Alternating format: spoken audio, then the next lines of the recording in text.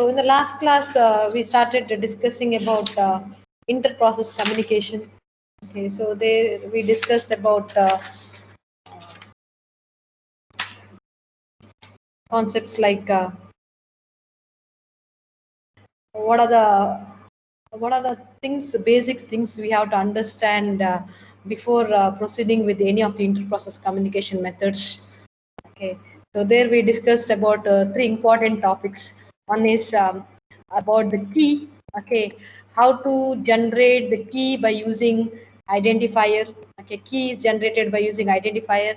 Next thing is about the permissions, different types of permissions for inter-process communication, and how to set the configuration limits.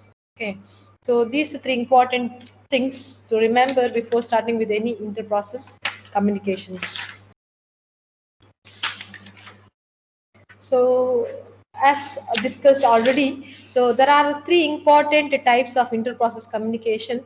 So one is message queue, semaphorous, and shared memory. So these three topics we are going to discuss.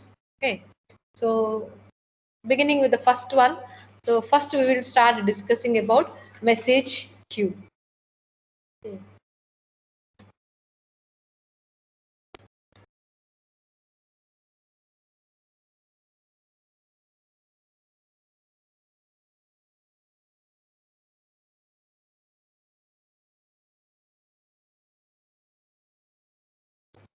So message queue is a linked list of messages stored within the kernel, and each messages are identified by unique identifier in the message queue. Okay, so message queue, you have studied in the data structure what is a queue, correct? So here the queue is a data structure. Okay, so message queue is similar to the normal data structure queue, but here we are going to store the linked list of messages. Okay, and these messages are stored within the kernel. We call that message queue is just a queue. So we can call a message queue simply as a queue, and its identifier is called as a unique queue ID. A new key is created using the API. So we are going to study different APIs or the functions that is related to message queue. Okay, so here the first function is this message get. Okay, so this is used for creating a new message queue or an existing queue to be opened. Okay, so this is the first API. So new messages are added to the end of the queue. Remember, we can add using the API message send, message send. Okay.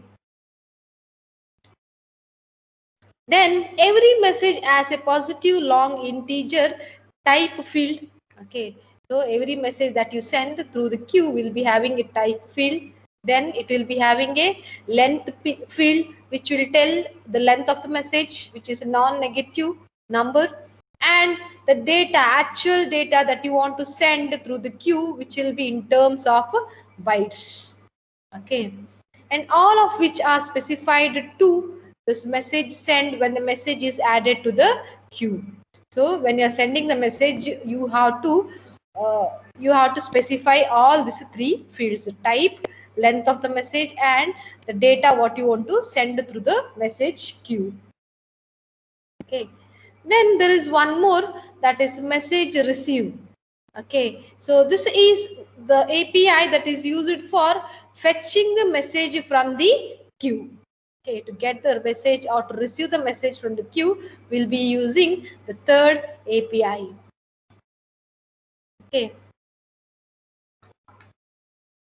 So one more thing is, we need not fetch the message in first out order. Okay. So for inter-process communication between the two processes, okay, we can use this message queue. Okay, this message queue can be used for inter-process communication. As you send the message through the message queue, they need not be fetched in first out. Okay, this is what you have studied, right? In first in data structure, first in first out order. Okay, so that is not necessary. Instead, we can fetch the message based on their type field. Okay, so based on the type field, we can give the priority to the message, and based on that, you can fetch any of the message. Okay, then next one is each queue has the following message queue ID. Okay, DS. So this is the structure. Okay, so each message queue will be having this okay data structure associated with it. Okay, the structure you can see. Okay, the name of the structure is MSQ. Okay, message QID underscore DS. Okay, defines the current status of the message queue. So this will give you the exact status of the message queue. So you can see we have different fields here. Okay, so this we will discuss. This is the first field is a in turn it's a structure. Okay, we will discuss later. Okay, second one is a structure with the name message first. Okay, so this is a structure which is a pointer. Okay, so this is a pointer to the first message on the queue. So this will be pointing to the first message on the queue, and similarly the next one is a pointer and it will be pointing to the last message on the queue. Okay, so again you have different other fields. Okay, like queue number.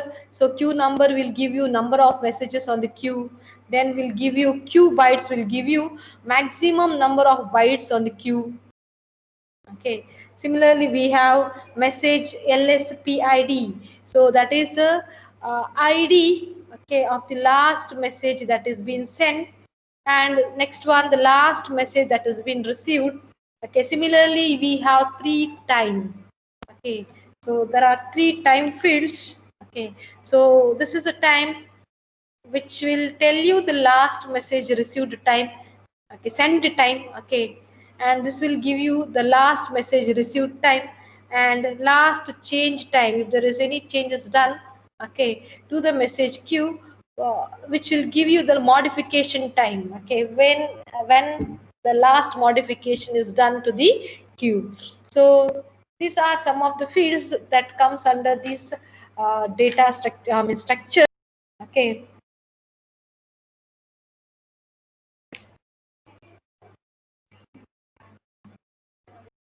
so all these fields are self-defining. Okay,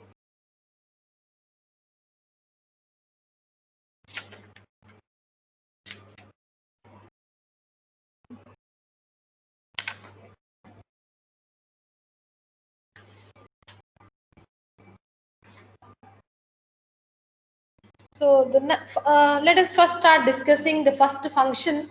Okay, so that is this first function. Okay, so that is used for either opening an existing queue or for creating a new message queue. So this is the first function. Okay, and you can see there are two fields here. One is the key, another one is a flag. Okay, so this, if you are able to create or if you are successfully able to open the message queue, then it will return you the message queue ID. Okay, or else if there is any failure, then it will return -1. Okay, then the rules for converting, we know that this key should be converted into an identifier, correct? So previous class we discussed, okay, the key that is shared should be converted into an identifier. Okay, so for converting this key to an identifier, we need to follow few rules. Okay. Then when a new key is created, the following members of this message uh, IDDS structures are initialized. Okay, you can see here there are different members. Out of that, few of the members, okay, will be initialized when you create the queue. What are those members? So first one is the structure IPC underscore PERM structure will be initialized. Where you can find the structure It is here. Okay, so that is a first field.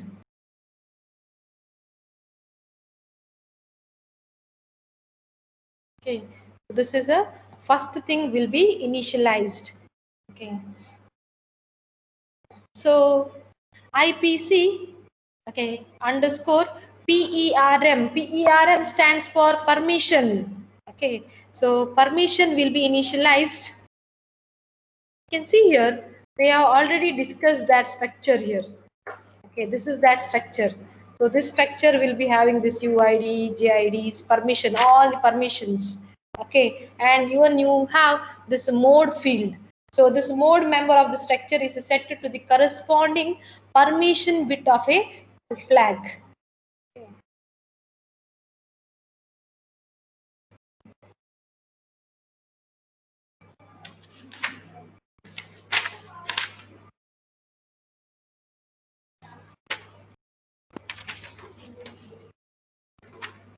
You can see here. Okay. Then what are the other members? Next one is message queue number. Okay, message LS ID. All these fields will be set to 0 initially when you create this message queue first time when you create. Okay, all this field, whatever you can see here, time, okay, LS, RS, everything will be set to 0. Okay, and C times. What is the C time? So C time is a changing time will be set to the current time. So initially we are not performing any modification. So this change time will be set to okay current system time. Okay, next one more thing is Q byte. What is this Q byte? So Q byte will give you the maximum number of bytes on the queue. Okay, so this will be set to the system limit value. Okay, every system will have their own limit for sending the data through the message queue. Okay, so this queue limit will be set to some system specified value. Just for example, of 500 MB. So only 500 MB data you can send through message queue for inter-process communication. Okay, so these are the values will be initialized when you initially create the message queue. Okay, so on success it will return you the message queue ID, which is non value.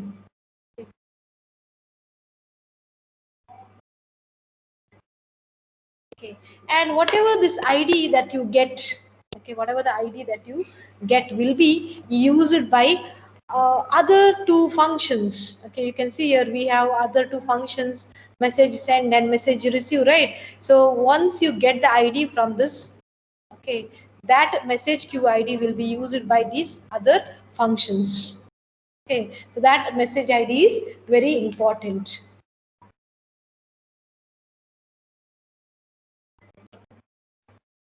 Yeah.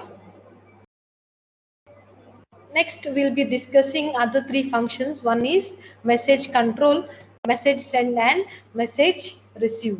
Okay, so all these three message queue functions will be using this ID. Okay, so first we'll discuss about the first function, that is message CTL. So message CTL performs various operations on the queue. Okay, so various operations might be deleting some messages or adding some new messages or performing some modifications. Okay, some different operations will be performed on the queue. So this is this prototype. Okay, so this is a message queue ID which you get from here. Okay, I said you are using the ID, so that is this ID, message ID. Okay, other than that there are different other fields like command. Okay, there is a buffer, okay, which is a pointer. Okay, so let's discuss this. So first is a message ID, okay, which you get from get after executing this message get function. Okay, so that is ID, message queue ID. This is done. Next argument is CMD. So CMD specifies a command to be performed on the queue specified by the message queue ID. The command to be performed. So here in this below table, you can see different commands. Okay, we have, these are different names of the commands. So the first one is RMID. So this is the first command we'll discuss. So what does this command will do? So this command removes the message queue from the system. So what operation it will do? If you are executing, if you are writing this command, okay, then what it will do? It will remove the message queue from the system and all the data still on the message queue. So it will destroy the entire message queue structure. Okay, this removal is immediate, or any other process still using the message queue will get the error message. Okay, if any queue after, okay, or using this message queue, any process is using this message queue, they will get the error message. Okay, so this command can be executed only by the process whose effective user ID is equal to the, okay, they should have this permission. Okay, they should have the effective user ID permission, or they should have the super user permission or root user permission. Only if you have root user permission or certain permission, then only you can execute this command for removing the message queue. Okay, next one is IP set. Okay, so next command sets the following 4 field from the structure pointed by the buffer. So you can see there is a pointer, okay, with the name buff. Okay, using this pointer you can set 4 fields. So set the member of the data structure, okay, from buff. Okay, what are those fields? So we can set, what are the 4 fields? We can set this. First one is through this structure. Okay, through this structure you can set this UID. We can change and set the new UID. Okay, and you can set GID. Okay, and you can set mode. Okay, mode is nothing but the permission, what read or write permission, and Q byte. Okay, message Q byte. That is this field.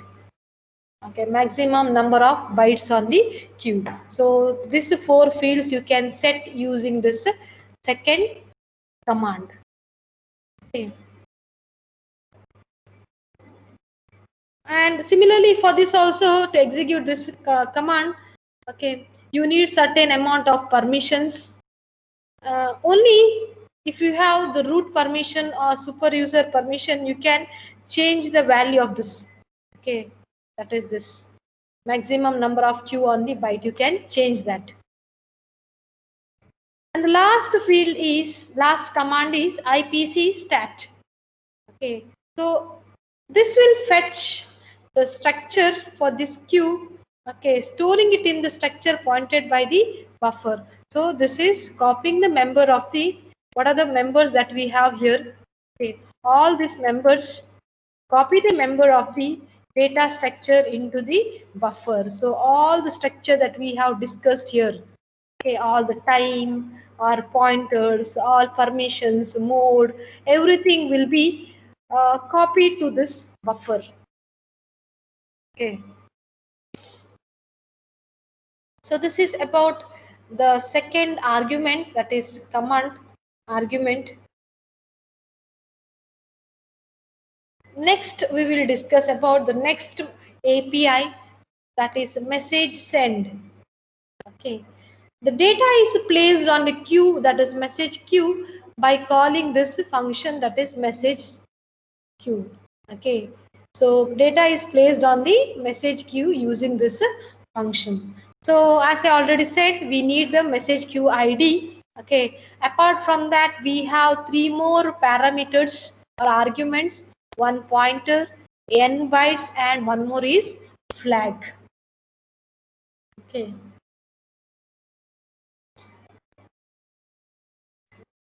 Here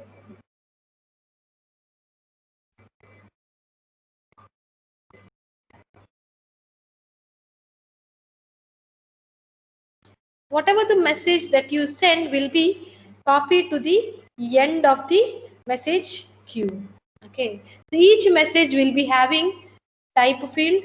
Okay, they will be having the length field, and they will be having the number of actual data that you are sending. Maybe the limit may be around 500 MB. Okay, maximum limit. You are going to send how much actual bytes of data, maybe 200 KB. Okay, so that is actual data, how much you are going to send in terms of bytes. Okay, then there is next one argument, that is PTR argument. So PTR points to the long integer that is a positive integer message type. Okay, and it is immediately followed by the message data. So here where it is pointing to the, okay, the message type. It is pointing to the message type. Immediately after the message, what you are having the actual message data. What you have said here, 200K message type. Okay. Message is well, we can define for picture. Okay, so this is the picture that you're going to send. Okay, so here there are two fields. Okay, one is the type field, another one is that the structure for holding the data that you are going to send.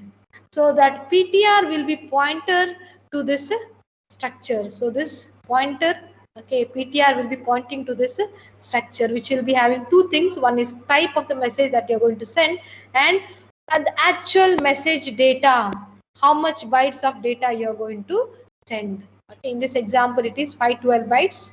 Okay.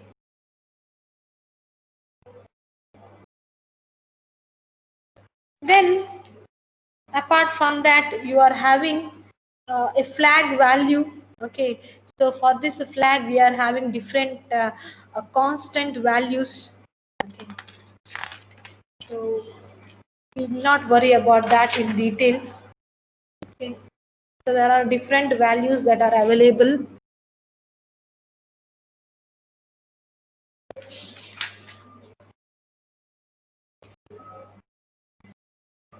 The next one is the messages are received from the queue using message receive function. So this is the next function we are using for receiving the message. Okay, here also we are using queue IDs, pointer, the bytes and type field, and what type of data you're going to receive, and the flag field. So many things are, so many arguments we have here. Okay, and here as in the send, okay, as in send you are having a pointer, correct? Similar to here also we are having this pointer, and this pointer is similar to that previous one. Okay, and here on success, okay, on success execution of this message, it will give you the size of data portion of the message, how much portion of data you have received from the queue, how much, around I mean 512 bytes or 200 KB, whatever the message amount of data you have received from the queue. So that will be given, or you will be receiving -1 on error. Okay, and here you have type field. So this type field will be having three different values. So what are those values? So first, if it is equal to 0, then the first message on the queue is returned. So you are getting the first message. Okay, greater than 0 means the first message on the queue whose message type is equal to the message type returned. Okay, so you are getting the expected message type. Okay, you are asking for certain type of message, and you are getting the same type of message. Okay, JPEG message type, you also receive same type of message. Okay, less than 0, when less than 0, the first message on the queue whose message type is lowest value less than or equal to the absolute value of the type. That means the type you are asking, okay, sent here, okay, are different from that of the type that you have received. Okay, so this is all about uh, different functions. Sometimes you may get a question, explain the concept of message queue and explain all the functions that we are using in message queue. Okay, we don't have any programs here in the textbook. Okay, we just have the prototype of all the functions that we are using in the message queue. Okay, so this is about message queue. Okay.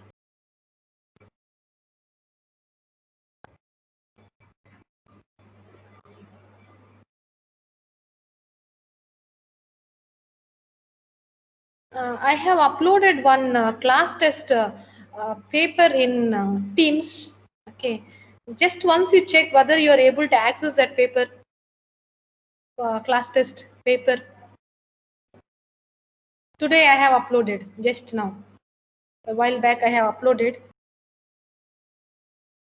Are you able to access? Yes, ma'am. Yes. Uh, there are 3 questions, okay, which belongs to module 5. Okay, please take the test. Okay, once you done with the test, upload that in the Teams. Okay, is that clear? Yes, ma'am. Okay, fine. Start.